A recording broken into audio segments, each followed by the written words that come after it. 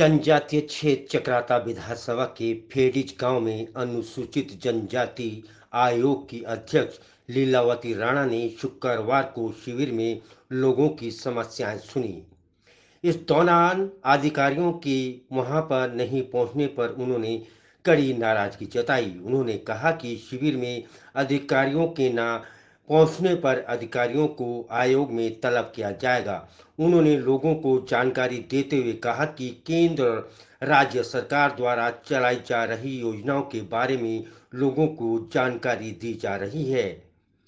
लोगों से कहा कि यदि किसी को किसी प्रकार की कोई समस्या होती है तो आयोग इस संबंध में उनके साथ है। उन्होंने कहा कि आज महिलाओं को सशक्त बनाने की जरूरत है। उन्होंने कहा कि महिला आज कंधे से कंधा मिलाकर पुरुष के साथ बराबर चल रही है।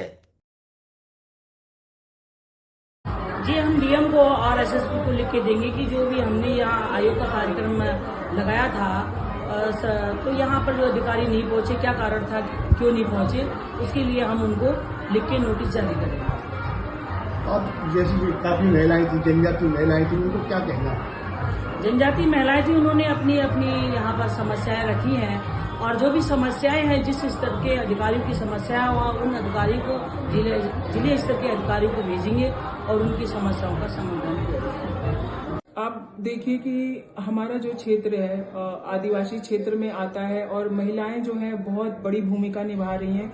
एनआरएलएम के माध्यम से महिलाएं इतनी सारी अपनी आजीविका का साधन बना रही हैं। बहुत सारी योजनाएं हैं जो महिलाओं को मिल रही है, और महिलाओं को एक प्रेरणा मिल रही है कि वो अपनी कोई अपना स्टॉल लगा रहा है, कोई अपना शॉप खोल रहा है, कोई अपना घर में बिजनेस करके और मार्केट तक सामानों को पहुंचा रहा है। तो उनके जो अध्यक्ष महोदय के आने से, वो भी एक जनजाति की महिला है और हमारे जनजाति आयोग के अध्यक्ष हैं, तो उनके आने से महिलाओं को एक और प्रेरणा मिली, क्योंकि वो बहुत ही ग्राउंड लेवल से आई हुई हैं। तो महिलाओं को ये प्रेरणा मिलती है कि आप भी अगर करना चाहें काम, किसी को काम करने की इच्छा हो, तो वो किसी भी लेवल तक जा सकता है।